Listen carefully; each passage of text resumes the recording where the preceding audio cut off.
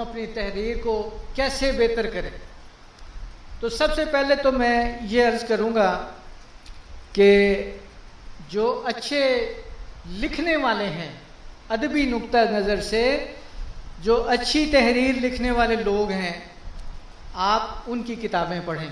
مثلا علامہ ارشد القادری رحمۃ اللہ علیہ، آپ نے ان کی کتابیں دیکھی ہوں گی۔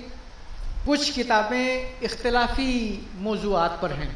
ایک کتاب ان کی زلف و زنجیر، ایک ایسی تحریر ہے کہ بندہ اسے پڑھنے بیٹھتا ہے تو اس کو اپنا ارد گرد بھول جاتا ہے۔ وہ تحریر کے سحر میں ایسے جکڑا جاتا ہے، اسے اپنے ارد گرد کی ہوش نہیں رہتی۔ ایسا خوبصورت انداز تحریر ہے کہ بندہ پڑھتا ہے تو پڑھتا ہی چلا جاتا ہے۔ کچھ ایسے جملے ہوتے ہیں بہت خوبصورت، کسی بات کو تعبیر کیا گیا ہے، وہ جملے نوٹ کریں اور پھر آپ اس سٹائل میں آپ جب لکھ رہے ہیں تو اس سٹائل میں لکھنے کی کوشش کریں۔